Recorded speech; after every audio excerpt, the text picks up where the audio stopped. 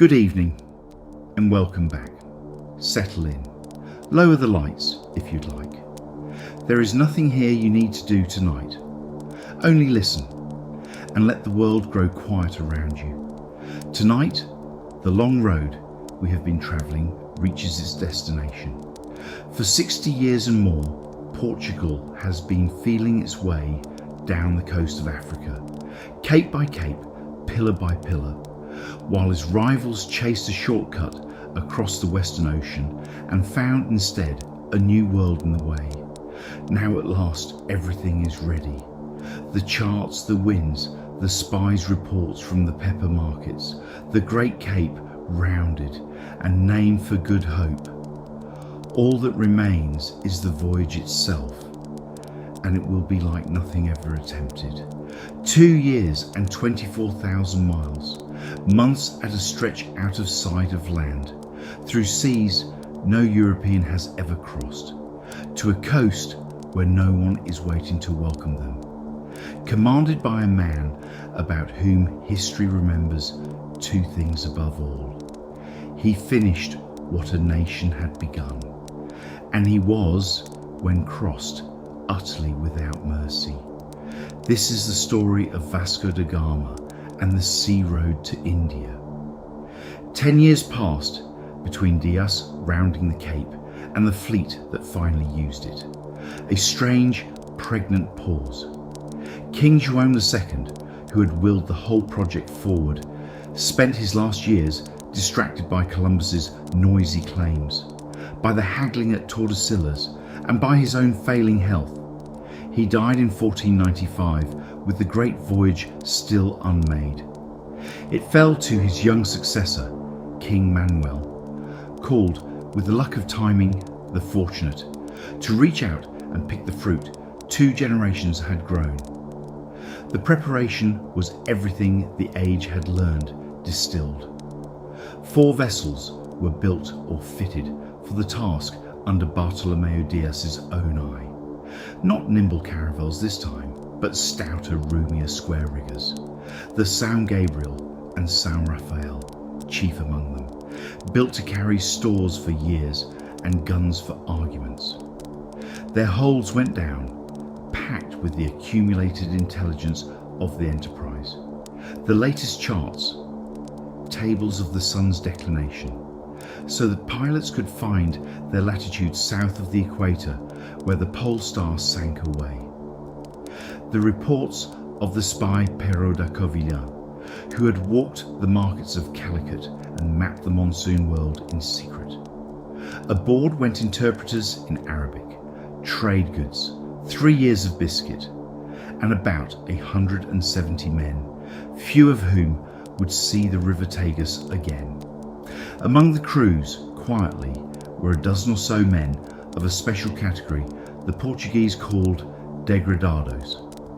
Convicts under sentence, carried along to be put ashore, first wherever a landing looked dangerous, buying their pardons with their bodies.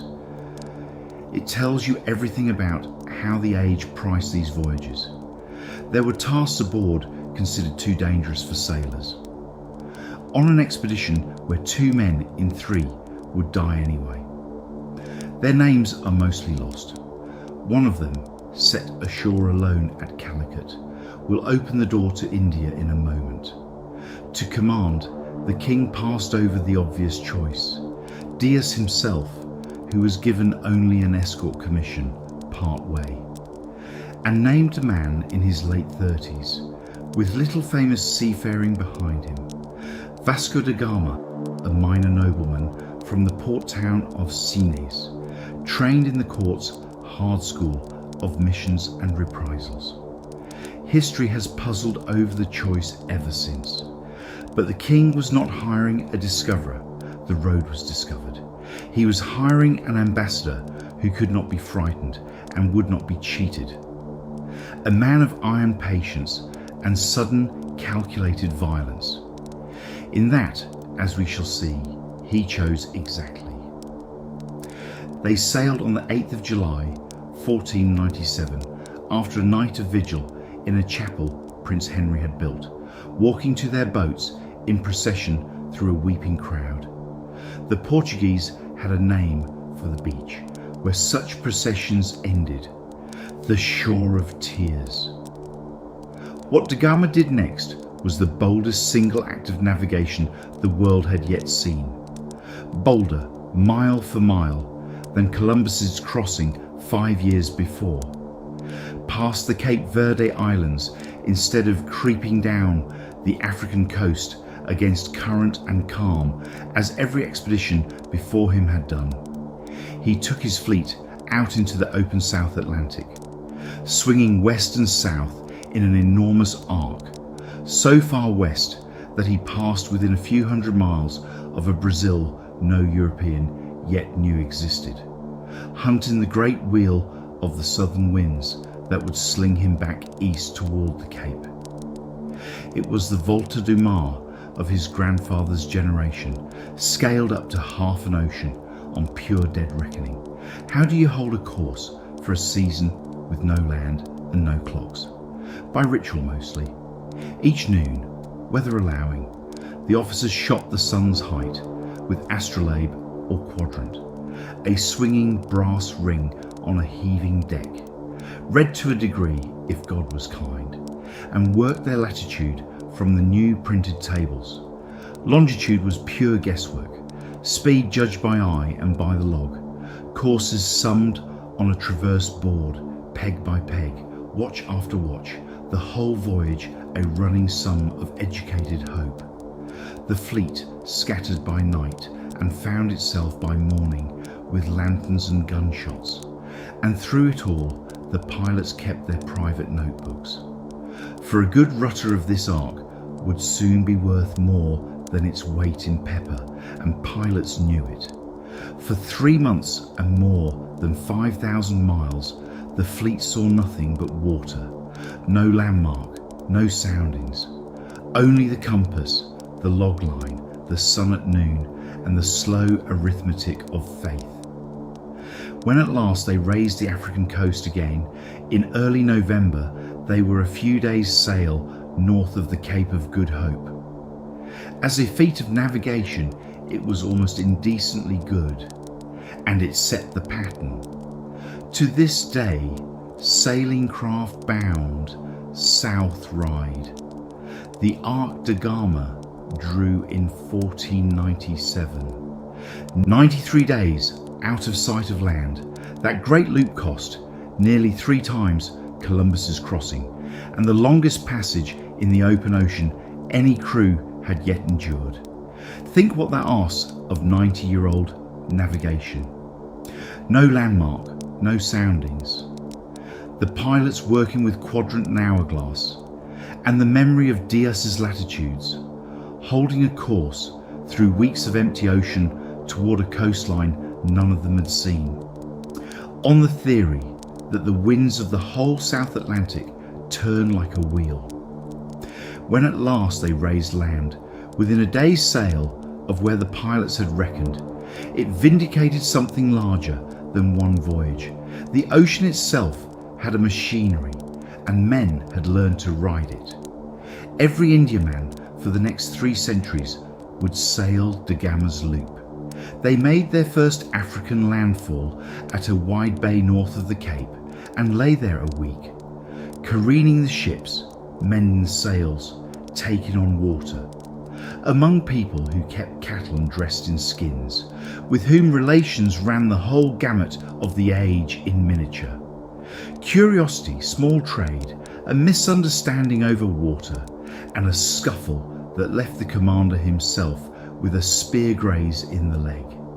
The lesson he drew from it, his chronicler notes, was not about patience. It was that they had gone ashore too lightly armed. Everything afterward would be done with more iron. Landfall after the Great Ark came with the calendar attached. The fleet had spent Christmas at sea the year they set the pattern that followed. And when a later stretch of this coast was first sighted on the Nativity itself, the pilots wrote the feast straight onto the chart. Natal, Christmas, a name the South African coast keeps to this day.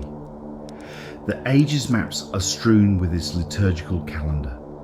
Capes and bays named for whichever saint kept the day of their discovery, so that a rutter of the African coast reads, in places, like a devotional almanac with soundings. They rounded the Cape against hard winds by the end of November and put in along the coast beyond to rest, trade for cattle with the herders there and break up their worn-out storeship. On one beach, matters ended badly, misunderstanding, then crossbows. On another, the meetings were easy and musical. The locals played on flutes, the chronicle says, and the Portuguese trumpets answered, and the commander himself ordered a dance. The age was still capable, here and there, of meeting the world with music. Then, on the far side of the Cape, the enemy no gun could answer came aboard. Scurvy. Weeks from any fresh food, the men's gums swelled black over their teeth. Limbs bloated, old wounds opened as if time were running backward, and strong sailors died in their hammocks by ones and twos, then by dozens. No one aboard knew the cause, a simple starvation of the body for want of fresh fruit and green things. And the cure, when it came at the next landfall, looked like a miracle and taught nothing. Scurvy would kill more sailors than every storm and battle of the age combined, and it stalks every voyage left in this series. Remember its name. The sailors of this fleet had reason to. By the time they reached the Mozambique coast, dozens were dead or dying. And there, on the East African shore, the Portuguese sailed out of the wilderness and into someone else's civilization. The coast north of Mozambique was no empty frontier.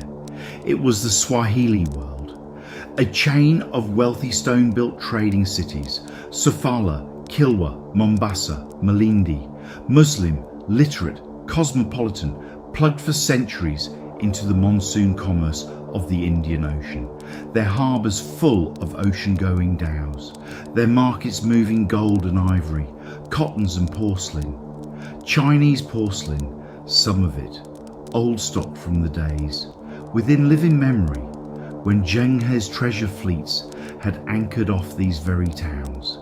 The ragged newcomers, with their patched sails and scurvy-hollowed crews, were not impressive here, and their trade goods, beads, basins, striped cloth, little bells, chosen for the West African trade, drew polite contempt in bazaars accustomed to silk.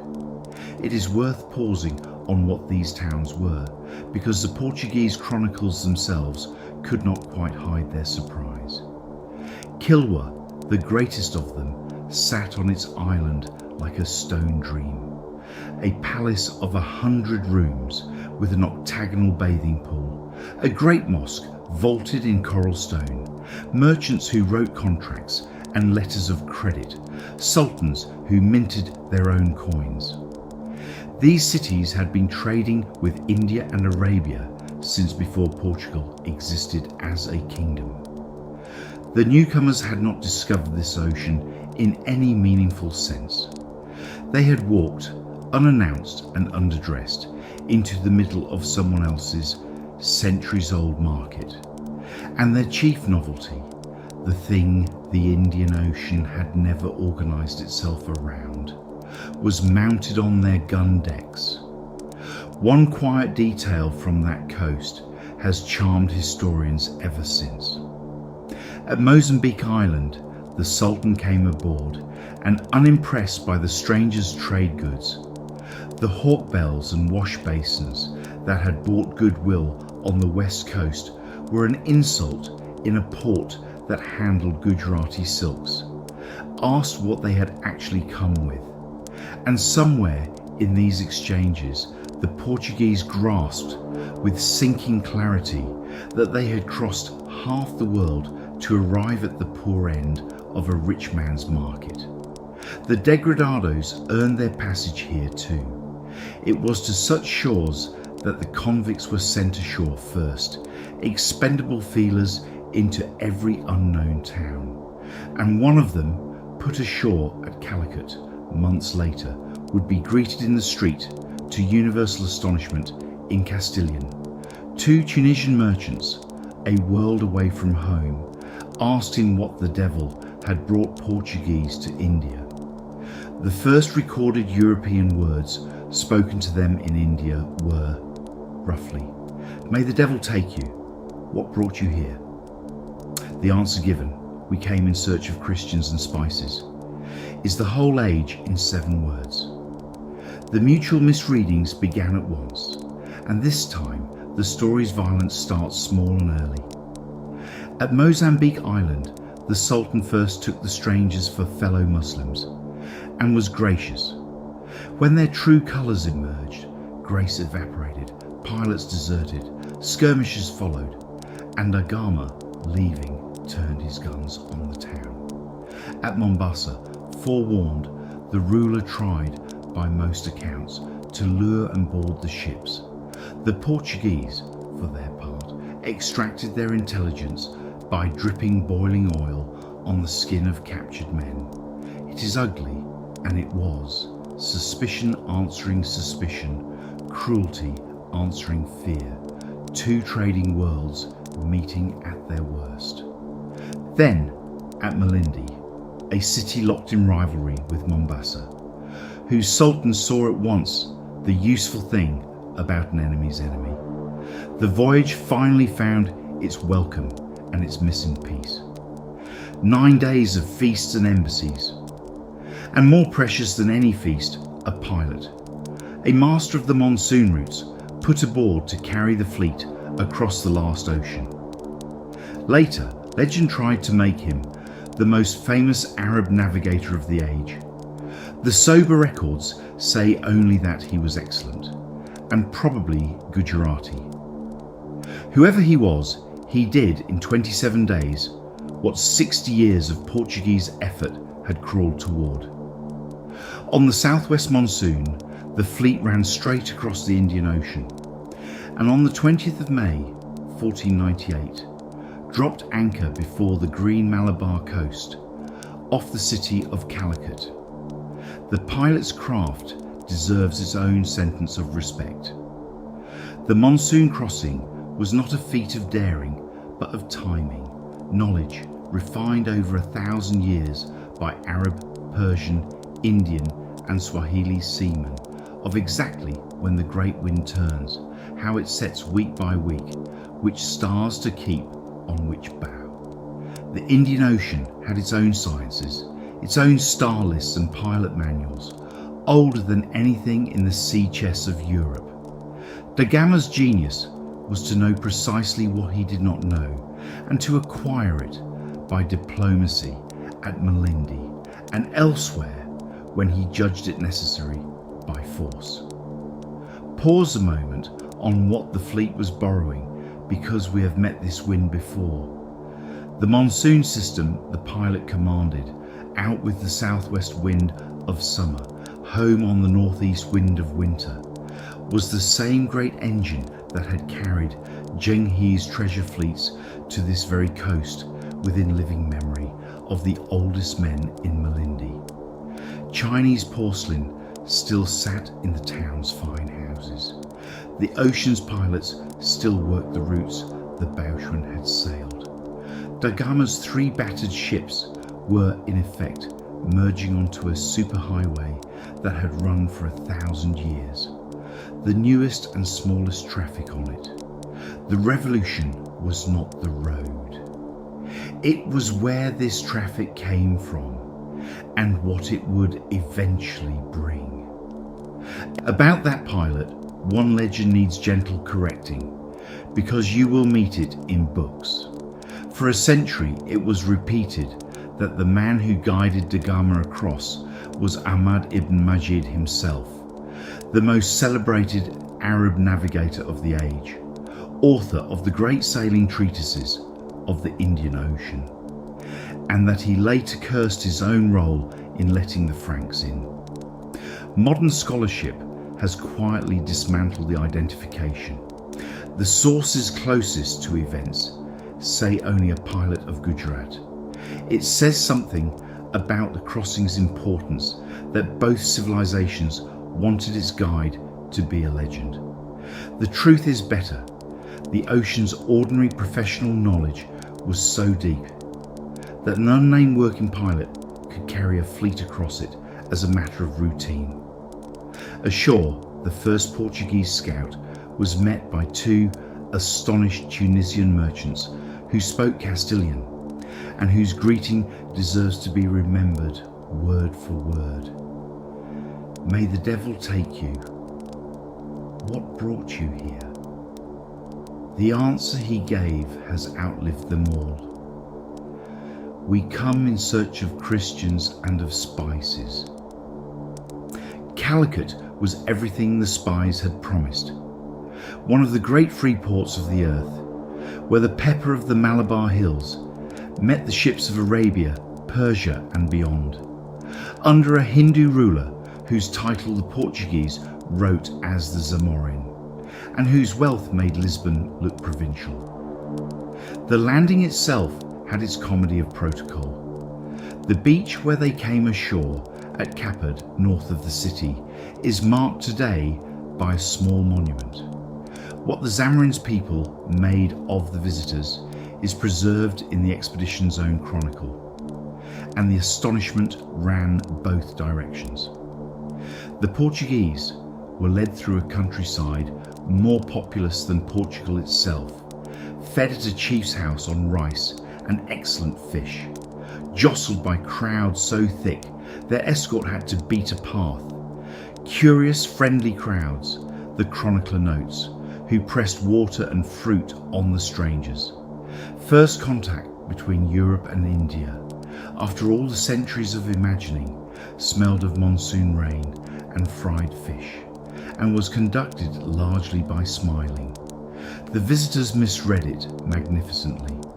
Taken to a Hindu temple on the road to court, the Portuguese knelt gratefully, convinced they were in a slightly eccentric church, that the images before them were unfamiliar saints, that the Christians of Prester John's Asia were found at last. The confusion was almost touching, and it lasted in official Portuguese thinking for years.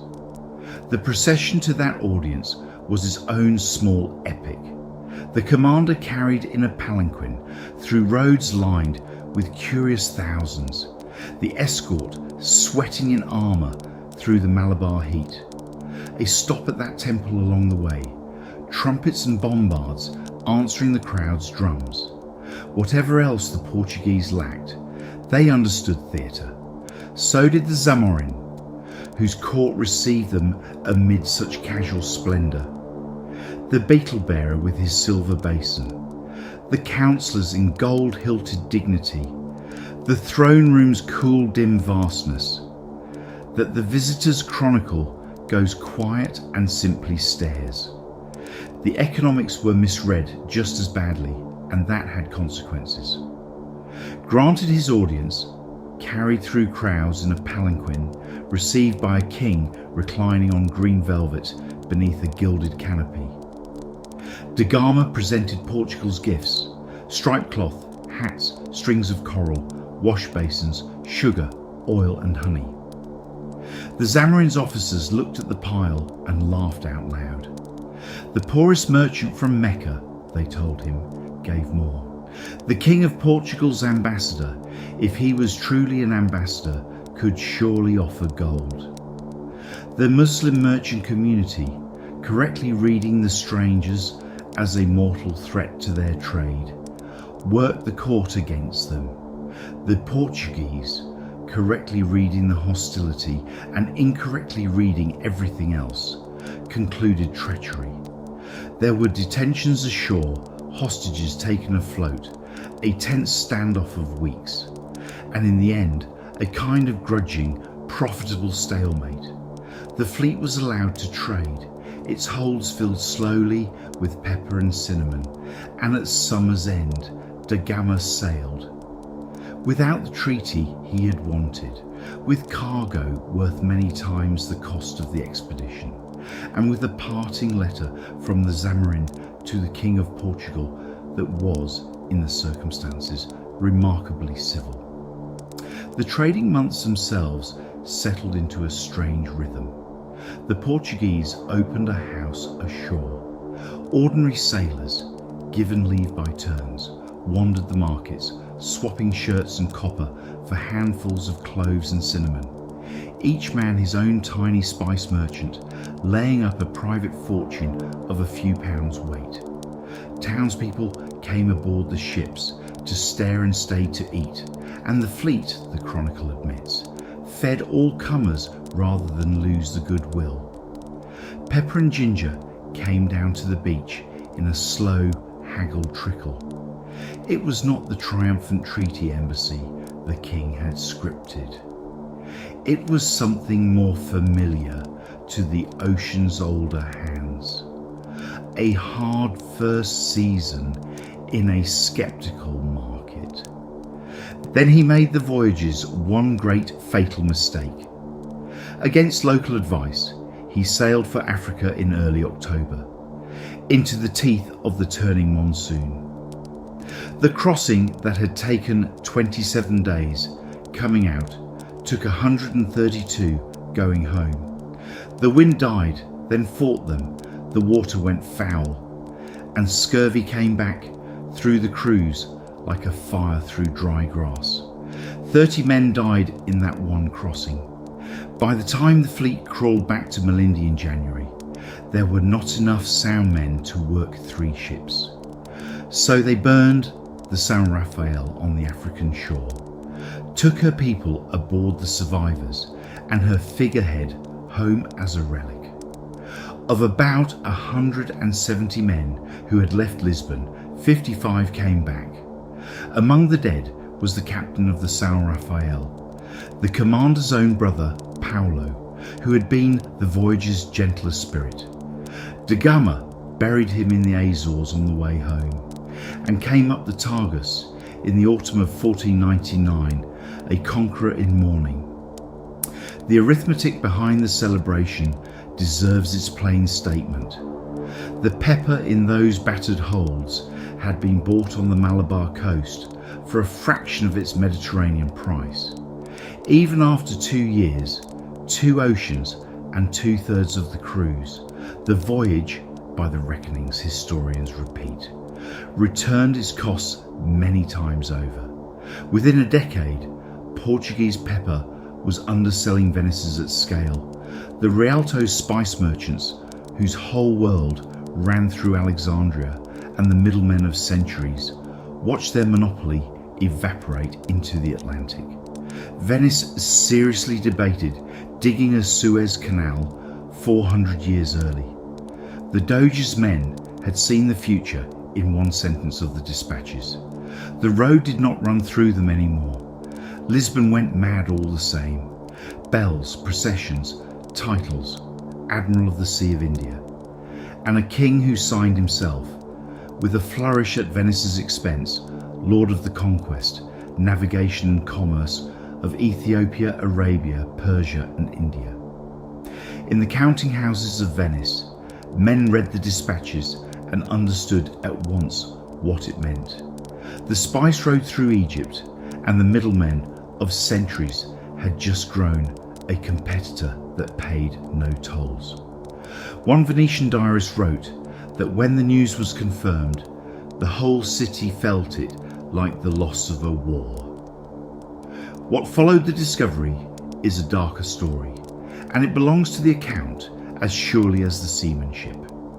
Portugal's second fleet to India, under Pedro Álvares Cabral, 13 ships, which on the outward arc swung so wide they struck the coast of Brazil and claimed it, almost in passing, for the crown, ended its stay in Calicut with a riot in which dozens of Portuguese died and answered by bombarding the city for 2 days.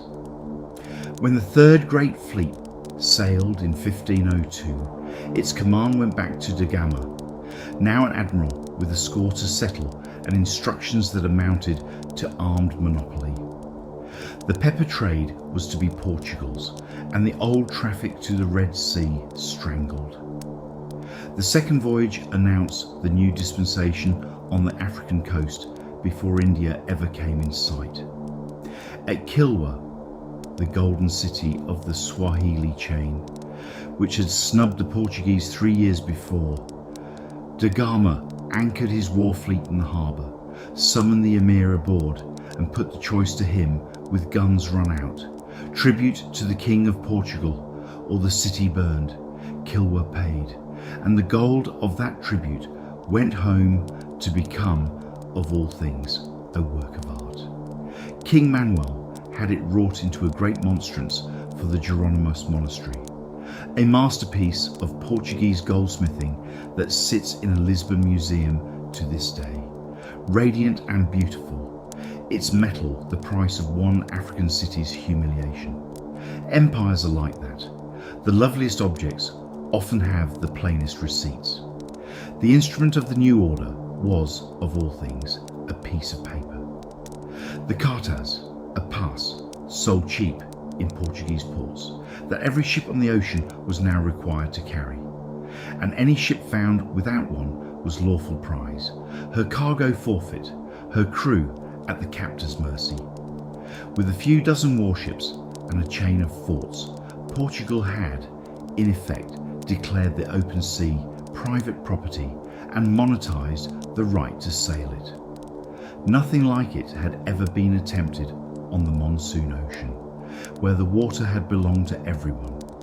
It worked because, and only because, no navy in the basin could answer broadside guns, and it made every Portuguese captain a toll collector and every independent trader a smuggler in his own home waters.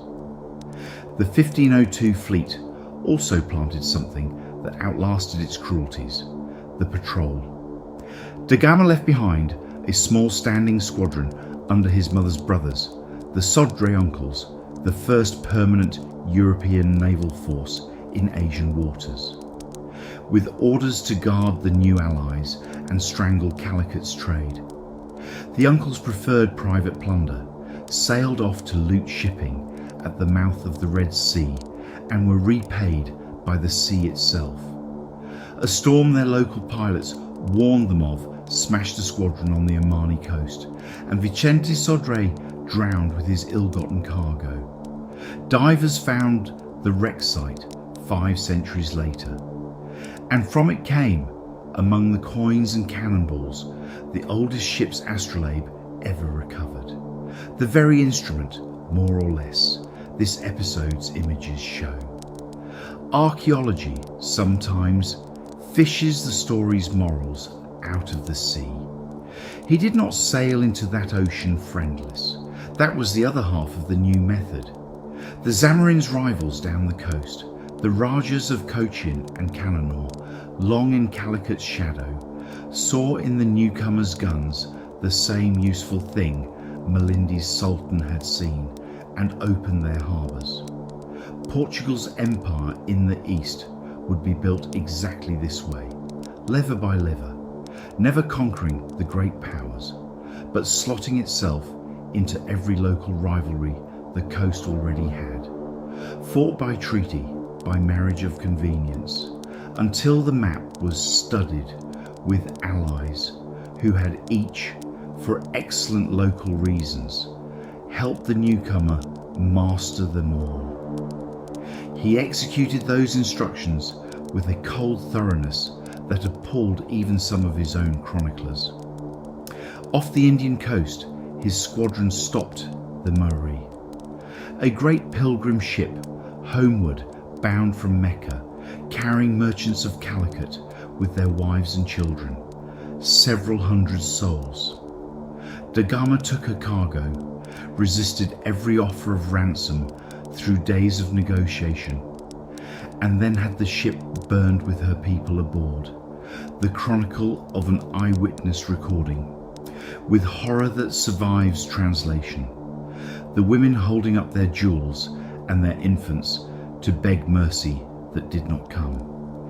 Weeks later, anchored before Calicut, he demanded the expulsion of every Muslim merchant, and when the Zamorin refused, bombarded the city and hanged dozens of captured fishermen and traders from his yards, sending the Zamorin, by one account, a boat of their severed hands and heads, with a note that suggested the Raja make curry of them. These are among the most dreadful pages in the whole literature of the age, and there is no soft way to read them.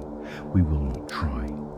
The sea road to India was opened by genius and endurance, and it was fastened within 4 years by terror. Portugal's Indian Ocean Empire, the forts, the pass system that licensed other men's ships, the century of Estado da Índia stands on both foundations, and the story owes the drowned of the Mîrî at least the honesty of saying so. And the road, once open, had to be paid for annually, in ships and men.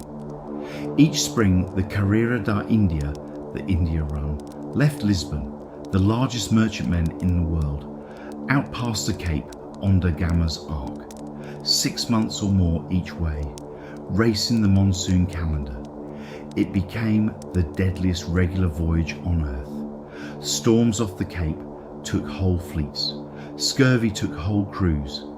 Of the men who shipped out over the next century, a horrifying share never returned.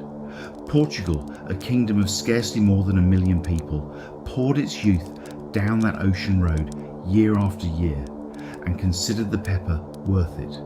He went back a third time at the end, and India killed him gently. In 1524, an old man by the age's arithmetic, he was sent out as viceroy to discipline a colonial government gone corrupt and slack, and set about it with all the old iron, dismissing officials, burning contraband, refusing his own comforts as an example. He lasted 3 months. On Christmas Eve, 1524, the admiral of the Sea of India died at Cochin. On the coast he had found the first European since antiquity to reach India by sea, and the first viceroy to be buried in it. 60 years ago and more, his bones were carried home to Portugal. They lie tonight in the Jeronimos monastery at Belém, a few steps from the beach chapel where he kept vigil the night before everything began. Da Gama himself grew old ashore, rich, litigious and half-shelved, a count in the end, after years of squeezing honours from reluctant kings, until 1524, when a new king sent the old admiral out a third time, as viceroy to discipline a colony gone corrupt and slack. He arrived in India that autumn like a cold wind, all audits and executions of office, and within 3 months he was dead at Cochin, on Christmas Eve, of an illness the sources describe only vaguely. Worn out at about 55, on the coast he had joined to Europe. He was buried there in a friar's church. Decades later, they carried his bones home to Portugal, where they lie today in the great monastery at Belém. Built on the very shore of tears his fleet had sailed from, paid for, fittingly take it as you will, by the crown's tax on pepper. The monastery is worth one more moment. The Jeronimos at Belém is vast, a hymn in white limestone, its cloisters carved with ropes and coral, armillary spheres and sea monsters, the whole ocean age turned to stone. And da Gama lies near the door, opposite the poet Camões, who would turn his voyage into Portugal's national epic. Pilgrims of a different kind file past both tombs, today by the busload. History does its accounting slowly. The empire is gone, the pepper is in every kitchen on earth, and what remains at the water's edge is the architecture. And the poem, the world he left was already transformed. The monsoon ocean, which had been for 1,000 years a kind of commons, many nations, Many faiths, no navies to speak of, now had an armed gatekeeper. Lisbon, within a generation, was the spice house of Europe, and the age's centre of gravity had swung decisively from inland empires to whoever owned the blue water. Zhenghe's ocean had waited 65 years for new masters. It got them, smaller, hungrier and armed. 2 roads to the Indies had now been tried. Columbus's West Road, which found a new world by mistake, and da Gama's East Road, which found the old one by mastery. Between them, they had cracked the ocean planet open. And yet the greatest question of all still stood unanswered. Was the Earth truly round, in fact as well as theory? Could a ship leave home in one direction and come back from the other? Somewhere beyond Columbus's islands lay an unknown coast. Beyond that coast, an unmeasured sea. And beyond that sea, if anyone could live long enough to cross it, the Spice Islands themselves, and home the long way round. The man who would stake everything on that question was Portuguese, a limping, slighted veteran of the India fleets whose own king turned him away, and who took his charts, as Columbus had, to the rival next door. His name was Ferdinand Magellan. His voyage is the greatest and the hardest in this whole series, and it is where we go when next we meet. That is where we will leave it tonight. Sleep well wherever you are, and when you're ready, we'll go wandering again.